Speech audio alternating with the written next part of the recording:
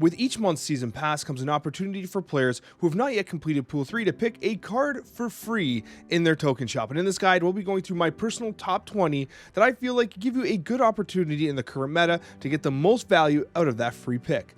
Let's get started.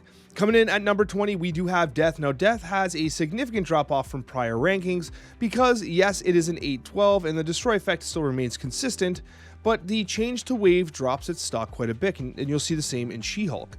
It still works really well in destroy-based lists, surprise, surprise. Yondu does activate it, of course, Carnage and Killmonger, and you can find some natural synergy with destroy-based lists and Null. But overall, Death is not as good as it used to be right now. The Death Wave list got completely destroyed with the change to Wave, and that's what drops its stock ever so slightly. Coming in at 19, we have Spider-Man. Spider-Man's a card that finds itself kind of always on the cusp of being an extremely overpowered and quite frankly an overbearing card. Its use in Galactus is outright frustrating, but overall the card is actually fantastic in general control. Being able to lock down a location for an opponent while still being able to play into it yourself allows you honestly to follow up with Professor X if you have to. Doctor Doom can still access that location even though something like Professor X cannot. Nebula procs up, and of course Daredevil gives you the opportunity to shut out a turn 6 lane for your opponent on turn 5. So Spider-Man is excellent, even though it gets a bit of a bad rap because of its interaction with Galactus, which can be played on turn 4 with a, turn 5 actually, and then what you do is you basically have a free turn as a Galactus player where your opponent literally can't do anything because the only location has been Spider-Man. So yes, Spider-Man is a little frustrating from that perspective, but still an excellent card otherwise. Coming in at 18 is Bast. Bast is like the ultimate support card in Marvel Snap. It activates so many unique deck lists, including those that have bounce as a key mechanic. Its ability to even make a massive swing in power from a hood honestly gets a +5 essentially, plus you get the demon as a 1/6. It's insane. Mr. Negative decks benefit from Bast. Of course, Mysterio, this is actually an interesting interaction that a lot of people may not realize. Mysterio is a 2/4 with 2/0 cost 0 power kind of tokens, but when hit with Bast, they all become 3. So you get 2 for 2 power, you get 9 total power. So 2 energy, 9 total power. It's almost like a mini Doctor Doom if Bast hits a Mysterio. This is a very unique effect in Marvel Snap, and although Bast is almost required to be drawn on turn 1 to have maximum effectiveness, it's a card that I think gives you a very unique opportunity to build interesting decks, especially in the current meta. Coming in at 17 is Juggernaut. Now, I'm a personal huge fan of Silver Surfer, and Move is currently the archetype of the month, with Ghost Spider being the Season Pass card, and a bunch of move-based cards coming into the meta week by week.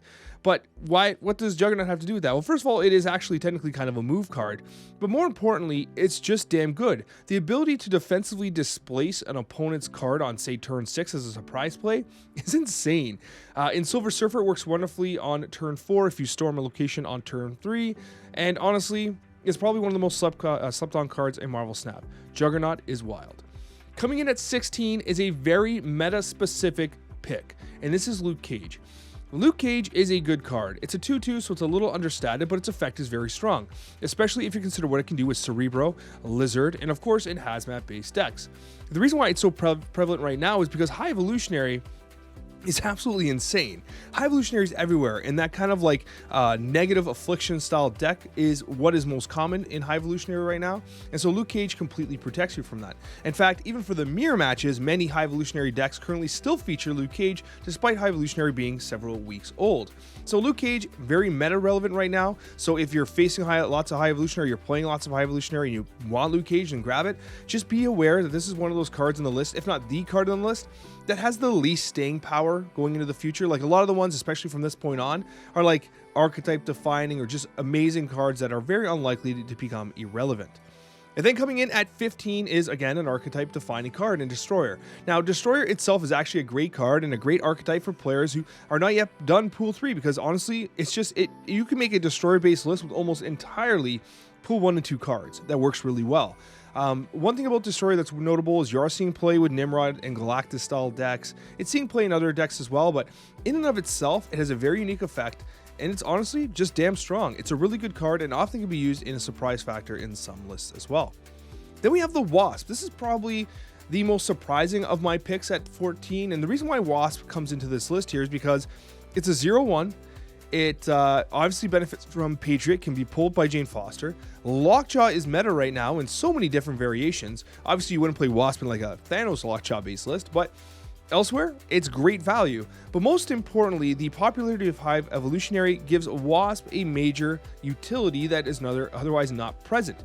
It basically becomes a 0/3 that applies negative base damage to your opponent, which allows you to honestly play Wasp and something like a Hulk on turn 6. Some people often forget that you're able to play 2 cards. It's significant what Wasp is able to do, and in the current meta, it comes in at 14.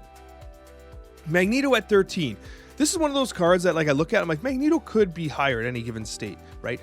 Depending on the meta, Magneto could honestly be one of the best cards in the game. I love its ability to not only drop a big power as a 6/12, but it disrupts 3 or 2 locations on the board. The ability to kind of disrupt your opponent's board state, and honestly, overall, like, it's kind of a surprise card in the sense that your opponent can't really predict A, where you're going to play Magneto, and B, that you're playing Magneto anyway, and what's going to get pulled. So it's one of those things that, like, Magneto can have a good surprise factor, can be very disruptive for your opponent, and can be very unpredictable. So I do like what it brings to the table, but you know, it's a card that I feel like if you have in your shop and you like big cards with good effects, this is a good card that'll never really let you down, honestly. Coming in at 12 is She-Hulk. She-Hulk has had a massive fall from grace. This has been like one of the absolute best cards in Marvel Snap for some time. What primarily has impacted She-Hulk is the change to wave. The wave style kind of She-Hulk, you know, wave on turn 5, float the energy, She-Hulk plus like 2 or whatever more cards if it's a death wave, right? That's gone. Those days are gone.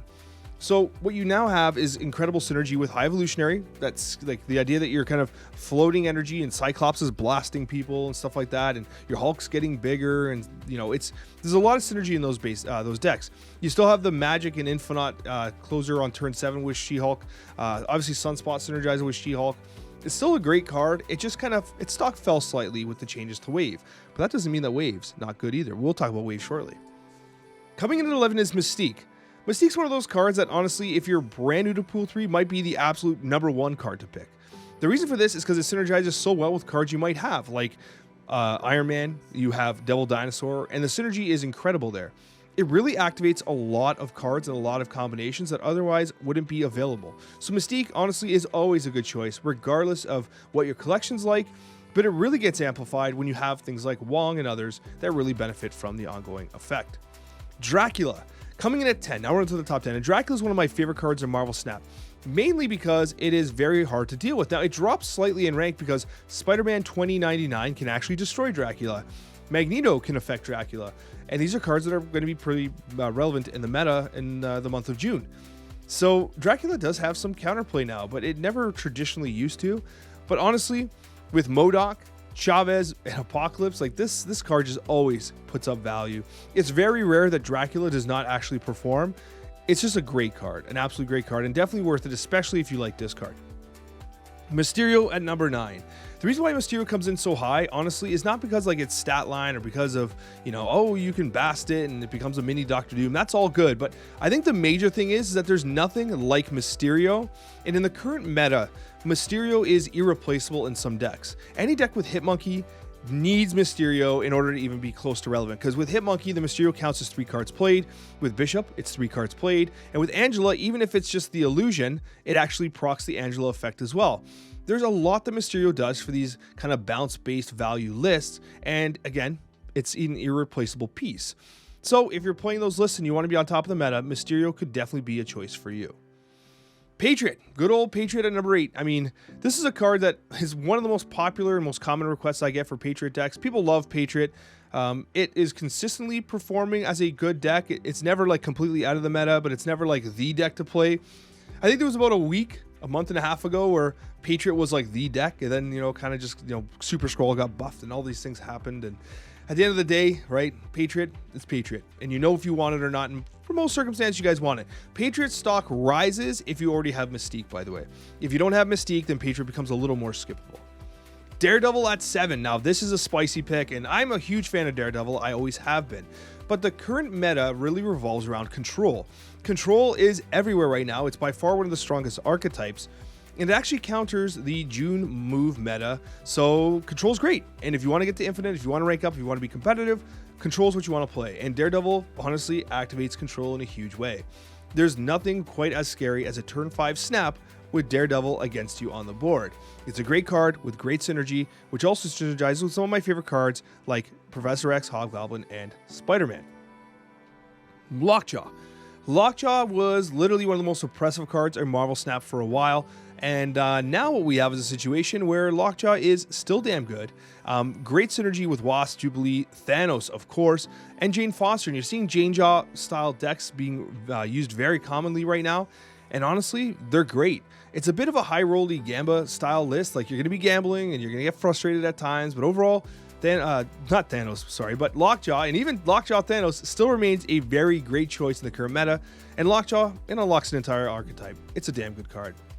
Coming in at 5 is another archetype defining card, and that's what we're getting here. We're getting Electro, and the reason why I like Electro here is because if you're someone who's relatively new to Marvel Snap and you're not Pool 3 complete, Electro, just like honestly, the pieces that work with Electro, like Odin, right, are you have a lot of the pieces. And Doctor Doom, you might not have Doctor Doom, but like if you've been targeting Doctor Doom in like last month's free card series, then Doctor Doom would have been a card you have too. Like, this is a card that we've been recommending for so long to unlock, right? So it's a great card. It has tons of synergies. Obviously, the Dr. Octopus and Galactus synergy is huge as well. But if you have Doctor Doom and Odin, you basically have an amazing ramp list already. And you already have White Tiger, you already have Ironheart. Like, it's such an inexpensive archetype. You have Electro and you have Doctor Doom. You have an amazing archetype that can get you infinite. So that's why Electro sits pretty high on the list. Silver Surfer. This is one of the recent additions to Pool 3. It's one of my absolute favorite archetypes in Marvel Snap. Anytime you see me on stream, there's a good chance I'm playing Silver Surfer. I love Surfer.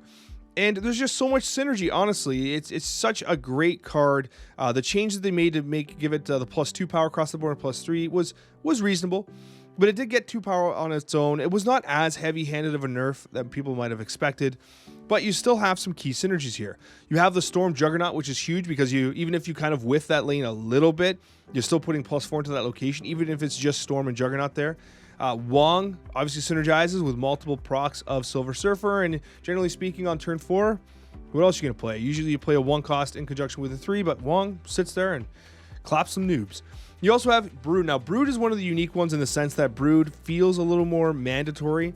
You get so much value from Brood. With Silver Surfer, Brood essentially is a 3/4 times 3, right? You do a little bit of math, it's 12 value for 3 costs, so it's a lot. Obviously, it occupies a lot of board space and requires the addition of Silver Surfer. So in that sense, it's technically, 6 power, but I digress. The idea here is that like you get great synergy with Silver Surfer, even on turn 6, because some Silver Surfer decks don't look like Silver Surfer decks until you draw Brood. So on turn 6, you can Sarah on turn 5, and on turn 6, you can play like, I don't know, you can play a Rogue to steal a Devil Dinosaur, and then you play Brood, and then you play Silver Surfer. And it's an immense amount of power on the board. So I really do like Silver Surfer. Definitely worth the unlock. It's one of my favorite archetypes in the game. Doctor Doom. We've talked about Doctor Doom in the past. Doctor Doom remains an absolutely fantastic card. I love its use with Ebony Maw, because Ebony Maw, you got a 1/7 and you just add another bot in there and suddenly that lane becomes increasingly difficult to contest. Obviously, synergy with Wong. Patriot, the bots actually get buffed by Patriot. Odin and Rampless is amazing. I mean, the list goes on. Doctor Doom's fantastic. However, Spider-Ham, that's coming out this month as one of the new releases, and it's going to be 3,000 tokens, because it's going to be in the hands of more people than not, is a hard counter to Doctor Doom, because Doctor Doom as a 6/5 without the Doom bots is pretty damn bad. So please be aware that the stock of Doctor Doom may drop slightly with the introduction of Spider-Ham. Wave. Wave is one of my favorite cards in Marvel Snap. It could easily have been number 1. In fact, this list started with Wave as number 1. Wave actually got changed. All the cards played next turn are costing 4. No more discounts. Sarah doesn't discount it. She-Hulk doesn't get discounted. Death doesn't get discounted. So, Alex, why is Wave so good then? It's so good because that means that on turn 5, you can play a 2 cost plus Wave, which traditionally you could only ever play Wave to like float the 2 extra energy for She-Hulk. So now you get to play a bigger turn 5. But not only that, there are so many combo-centric decks out there right now. You have the Hitmonkey control base list, you have Move, you have Bounce.